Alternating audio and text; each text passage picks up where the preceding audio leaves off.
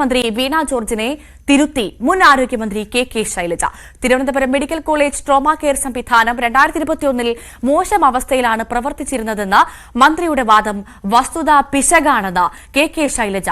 മാത്രമല്ല, trauma care മെച്ചപ്പെടുത്താനുള്ള എല്ലാ നടപടികളും എടുത്തത് താൻ ആരോഗ്യമന്ത്രിയായിരുന്ന കാലത്താണെന്നും കണക്കുകൾ എടുത്തു പറഞ്ഞ് കെ ശൈലജ വ്യക്തമാക്കുന്നു. 2021 മോശം അവസ്ഥയും 2024 പുരോഗതിയും കാണിച്ച് മന്ത്രി ഫേസ്ബുക്കിലിട്ട പോസ്റ്റിനായിരുന്നു കെ ശൈലജയുടെ മറുപടി.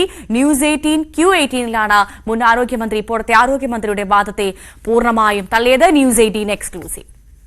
3 ദിവസം മുമ്പാണ് ആരോഗ്യമന്ത്രി പോസ്റ്റ് ഇടുന്നത് തിരുവനന്തപുരം എമർജൻസി മെഡിസിൻ വിഭാഗത്തെ കേന്ദ്ര സർക്കാർ സെന്റർ ഓഫ് എക്സലൻസ് ആയി തെരഞ്ഞെടുക്കപ്പെട്ടു എന്ന് പറഞ്ഞുകൊണ്ട് ആ സമൂഹ മാധ്യമത്തിലെ പോസ്റ്റിനകത്ത് 2021 പടം, 2024 പടം, അത് 2021 ഇത്രയും മോശം അവസ്ഥയിലായിരുന്നു എന്ന് പറഞ്ഞുകൊണ്ടാണ് 2024 പടമിടുന്നത്. 2021 ആരോഗ്യവകുപ്പ് ഭരിച്ചിരുന്നതോ അല്ലെങ്കിൽ ആ സർക്കാരോ ഏതായാലും ഇപ്പോഴത്തെ ആരോഗ്യമന്ത്രിയുടെ പാർട്ടിയിൽ നിന്ന് വിരുദ്ധമായിട്ടുള്ള പാർട്ടിയല്ല. എന്തുകൊണ്ടാണ് ഈ എക്സലൻസായി തിരഞ്ഞെടുക്കപ്പെട്ടതിൽ എനിക്ക് അഭിമാനമുണ്ട്.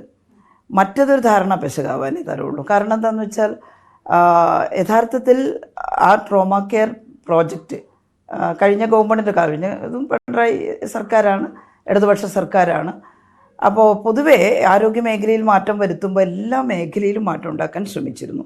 അതിൽ ഒരു പ്രസ്റ്റീജിയസ് പ്രോജക്റ്റായിരുന്നു ടോട്ടൽ ട്രോമാ കെയർ പ്രോജക്റ്റ്.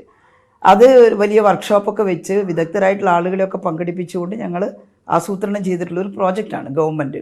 അതിന് 3 കമ്പോണൻ്റാണ് ഉണ്ടായിരുന്നത്. അതിലൊന്ന് കാഷ്വാലിറ്റികൾ നവീകരിക്കുക എന്നുള്ളതാണ്.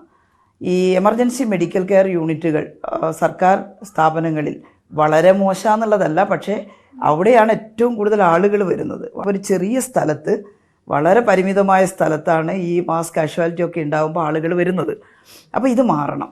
അപ്പോൾ ഞാൻ ഇതിനു വേണ്ടിയിട്ട് പരിശ്രമിച്ചത് ഡൽഹി എയിംസ് സന്ദർശിച്ചുകൊണ്ടാണ്. എയിംസിലെ ട്രോമാ കെയർ സെൻറ്റർ ഏറ്റവും നല്ലതാണ്.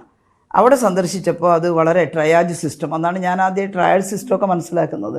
അപ്പോൾ ഇവിടെ തിരിച്ചു വന്നിട്ട് ആദ്യം തിരുവനന്തപുരം മെഡിക്കൽ സിറ്റി തലസ്ഥാനമാണല്ലോ ഇതിൻ്റെ, ഇവിടെ തന്നെ ഉണ്ടാക്കണമെന്നുള്ള ആഗ്രഹത്തോടു കൂടി സെൻട്രൽ ഗവൺമെൻറ്റിൻ്റെ ഒരു 7 കോടി രൂപ ഉണ്ടായിരുന്നു. അതിൻ്റെ കൂടെ സ്റ്റേറ്റ് ഗവൺമെൻറ്റിൻ്റെ തുകയും കൂടി ചേർത്ത് 10-18 ലക്ഷം കോടി രൂപ അന്ന് തന്നെ മാറ്റിവെച്ചു. ഇവിടുത്തെ മെഡിക്കൽ കോളേജിലെ പ്രിൻസിപ്പാളും സൂപ്രണ്ടും ഞാനും ഈ എയിംസിൻ്റെ HODമാരും ചേർന്നിട്ടാണ് മെഡിക്കൽ കോളേജ് സന്ദർശിച്ചത്.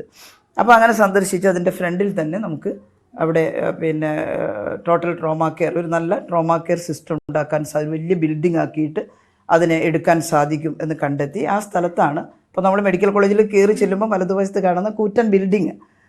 അപ്പോൾ എല്ലാം അവരിവിടെ വന്ന് ട്രെയിനിങ്, ഇവിടെയുള്ള നമ്മുടെ ഡോക്ടർമാർക്ക് ട്രെയിനിങ് ഒക്കെ നൽകി അവരുടെ കൂടി നിർദ്ദേശത്തോടു കൂടി അവസാനം ഡോക്ടർ സഞ്ജീവ് പോയി പറഞ്ഞപ്പോൾ എയിംസിനേക്കാളും വലുതായി നിങ്ങളുടെ ട്രോമാ കെയർ സെൻറ്റർ എന്ന് പറഞ്ഞു. അതെല്ലാം പൂർത്തിയായി, എക്യുപ്മെൻറ്റ്സും ഒക്കെ റെഡിയായി ഫംഗ്ഷൻ മുഖ്യമന്ത്രി ഉദ്ഘാടനവും ചെയ്തു. കഴിഞ്ഞ ഗവൺമെൻറ്റിൻ്റെ സമയത്ത് മുഖ്യമന്ത്രി ഉദ്ഘാടനം ചെയ്തു, ഞാൻ അധ്യക്ഷയായി മുഖ്യമന്ത്രി ഉദ്ഘാടനം ചെയ്തു. ഫംഗ്ഷൻ ചെയ്യാൻ തുടങ്ങുമ്പോൾ എല്ലാ സജ്ജീകരണമായി, തിയേറ്റർ, ഓപ്പറേഷൻ തിയേറ്ററൊക്കെ. അപ്പോഴേക്കാണ് ഈ കോവിഡ് റിപ്പോർട്ട് ചെയ്തത്.